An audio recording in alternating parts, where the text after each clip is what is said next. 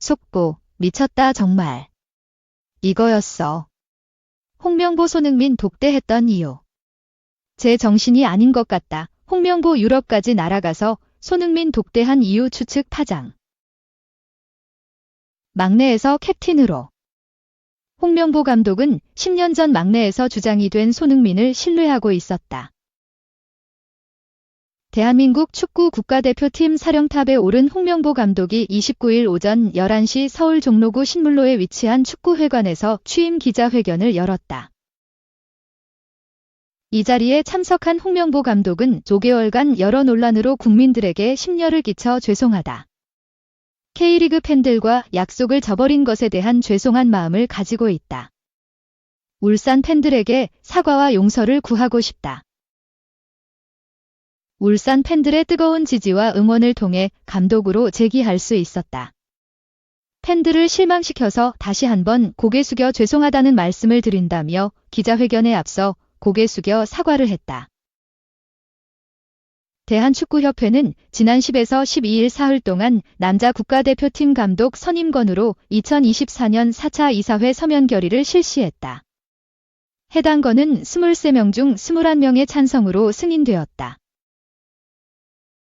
이로써 공식적으로 대표팀 사령탑 업무에 착수하게 된 홍명보 감독은 대표팀 코칭 스태프 구성에 들어갔다. 특히 세계 축구의 흐름 파악과 분석에 도움이 될 외국인 코치의 경우 후보자를 체크하기 위해 유럽에서 면담을 진행했다. 외국인 코치 면담을 마친 후에는 대한민국 대표팀의 핵심 선수들을 차례로 만났다. 캡틴 손흥민을 시작으로 김민재, 이재성, 황인범, 서령우를 차례로 만나 대표팀 운영에 대해 이야기를 나눈 것으로 전해진다. 이에 대해 홍명보 감독은 모든 선수들과 비슷한 이야기를 했다. 감독으로서 선수들이 생각하는 바람직한 팀 운영에 대한 이야기를 들었다. 대표팀에 바라는 점에 대해 이야기를 들었다.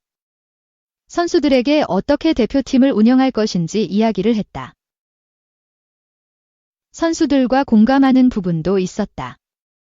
첫 만남이었기 때문에 9월에 소집되면 더 좋은 분위기가 될 것이라는 기대를 가지고 있다고 답했다. 이어 홍 감독은 주장 손흥민과 만남에 대해서는 저희한테 시간이 많지 않다.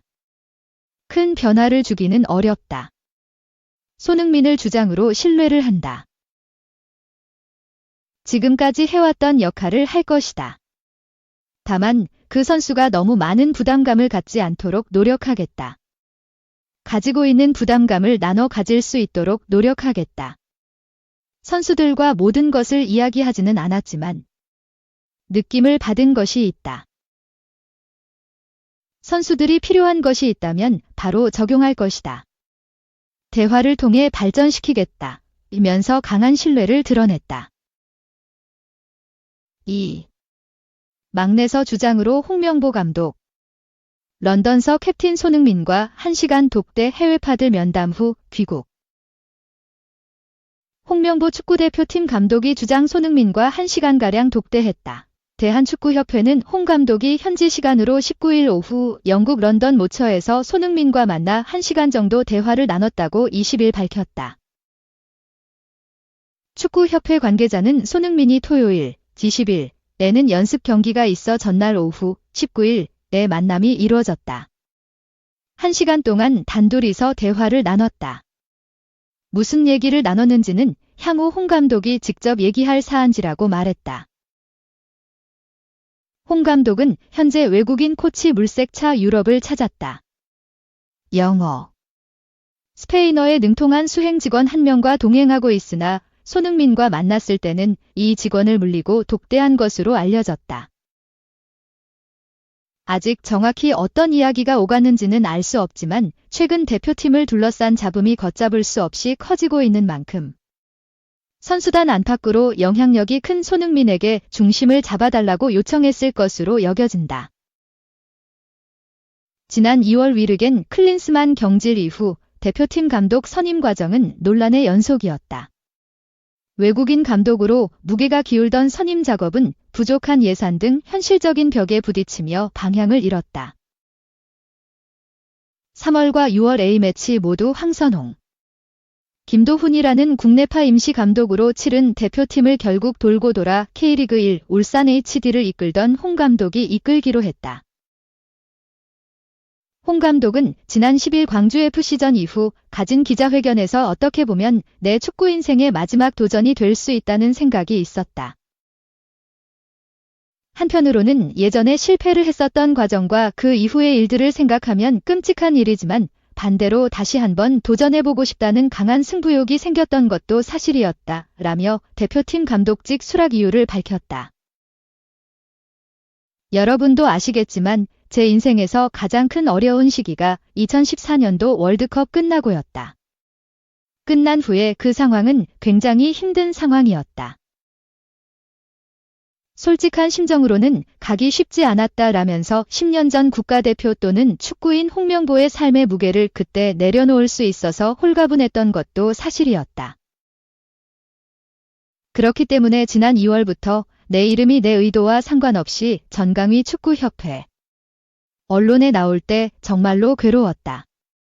뭔가 난도질 당하는 느낌이었고 굉장히 어려운 시간을 보냈다고 그동안 마음고생이 심했다고 밝혔다. 그러면서 기임생 위원장을 만나고 밤새 고민했다. 정말 긴 잠을 못 자면서 생각한 건 날 버렸다는 거다. 이제 난 버렸다. 이제 한국 축구밖에 없다. 이게 팬들에게 가지 않겠다고 말한 것을 바꾼 이유다 라고 덧붙였다. 또 대표팀 운영 방향에 대해서는 우리는 팀 스포츠를 하는 사람들이다. 그 사람들이 과연 어떤 게 제일 중요하냐고 하면 그 재능을 어디 위에 올려놓느냐에 따라 많이 바뀔 거라 생각한다. 그 재능을 헌신이나 희생 위에 올려놓는다면 그 재능은 어마어마한 힘을 발휘할 거라고 생각한다. 그 재능을 예를 들어 이기주의나 그런 것 위에 놓는다고 하면 그렇게 발휘하지 못한다고 생각한다라면서 팀 스포츠를 하면서 뼈저리게 느끼는 부분이다. 좋은 선수들도 많이 있지만 일단은 얼마나 신뢰관계를 쌓느냐가 가장 중요하다고 생각한다라며 선수들과의 신뢰관계를 쌓고 싶다는 바람을 전하기도 했다. 논란 속 대표팀 감독에 부임한 홍 감독은 가장 먼저 자신을 보좌할 외국인 코치 2명을 선임하기 위해 유럽 출장길에 올랐다. 지난 15일 인천국제공항을 통해 출국한 홍 감독은 출국 전 인터뷰에서 지금 많은 분의 걱정과 기대, 충분히 이해는 하고 있습니다만 나는 내 인생의 마지막 도전에 많은 분들이 좀 응원해 주셨으면 감사하겠다 라고 응원을 부탁했다. 홍 감독은 이후 스페인과 포르투갈에 차례로 머물면서 외국인 코치 후보들과 면담했다. 피지컬 코치와 전술 코치를 한 명씩 선임할 계획인 것으로 전해졌다. 견담을 마친 후에는 영국으로 건너가 손흥민과 만나 허심탄회한 대화를 나눴다. 홍 감독과 손흥민은 이미 2014 브라질 월드컵 당시 감독과 선수로 함께한 경험이 있다. 홍 감독이 10년 만에 대표팀 감독으로 복고하면서 당시 대표팀 막내였던 손흥민과 재회하게 됐다. 홍 감독이 대표팀 사령탑에 오른 뒤 선수와 면담한 건 손흥민이 처음이다. 과거 함께했던 손흥민과 만나 신뢰관계 회복을 우선했던 것으로 보인다. 20일에는 독일로 이동해 각각 대표팀 수비와 중원의 핵심인 김민재, 뮌헨, 이재성, 마인츠, 을 만날 예정이다. 이어 세르비아로 가츠르베나 즈베즈다에서 한솥밥을 먹는 황인범과 서령우를 만날 계획인 것으로 알려졌다. 홍 감독은 유럽파 선수들과 면담을 진행한 뒤 다음 주 중으로 귀국할 예정이다. 축구협회 관계자는 정확한 귀국 날짜는 미정이다. 홍 감독의 현지 일정에 따라 유동적이라고 설명했다. 3. 어디서도 잘해요 쥐기라던 이강인. 새 활로 찾았다. 수비형 MF 깜짝 변신 최고 평점 펄펄. 이강인 23. 파리 생제르맹 이 프리시즌 첫 경기부터 수비형 미드필더로 깜짝 변신했다. 결과는 대성공이었다. PSG는 8일 기하 한국 시간 오스트리아 케른텐주 클라겐푸르트의 베르테르제 슈타디온에서 열린 슈투름그라츠 보스트리아와 프리시즌 친선 경기에서 2대2 무승부를 기록했다. 이날 이강인은 새로운 역할을 맡았다. 그는 마르코 아센시오, 카를로스 솔레르, 이브라힘 은바이와 함께 중원을 형성했다. 이강인은 측면으로 처지기도 했지만 솔레르와 함께 중앙 미드필더로 뛰면서 낮은 위치까지 내려와 빌드업 전개를 맡았다. 사실상 수비형 미드필더에 가까운 모습이었다. 낯선 포지션이었음에도 이강인은 이강인이었다. 그는 특유의 탈압박 능력으로 상대의 압박을 벗겨내고 패스를 뿌려주면서 중원 사령관 역할을 제대로 해냈다. 루이스 엘리케 PSG 감독은 주로 중원에 미드필더 3명을 배치할 때 이강인에게 측면을 부탁했다. 이번처럼 중앙 미드필더가 2명뿐일 때 이강인을 내세운 건 처음이다. 이강인은 후반 27분 아이만 카리와 교체되기 전까지 많은 활동량과 날카로운 패스를 선보였다. PSG의 두 번째 골 기점 역할을 하기도 했다.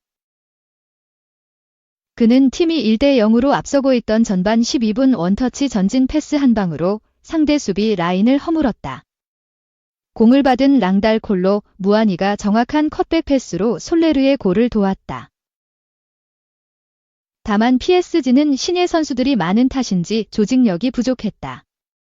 전반 15분 유네스 엘 하나크가 수비 지역에서 실수로 공을 뺏기면서 허망하게 만회골을 내줬다. 전반 43분에는 수비에서 손발이 맞지 않으면서 공간을 허용했고 중거리 슛 한 방에 동점골을 허용했다. 이강인은 후반에도 그대로 경기장에 나섰고 PSG의 후반 골줄기로 활약했다. 후반 14분엔 골문 앞으로 예리한 왼발 프리킥을 배달했으나 동료의 마무리가 아쉬웠다. 중앙에서 존재감을 드러내던 이강인은 후반 27분 교체되면서 임무를 마쳤다. 축구 통계 매체 소파스코어는 이강인에게 경기 최고 평점인 7.6점을 매겼다. 그는 패스 성공률 96% 기회 창출 1회, 드리블 성공률 100% 지분의 2, 롱패스 성공률 83% 6분의 5로 플레이 메이커다운 모습을 보여줬다. 수비력도 합격점이었다.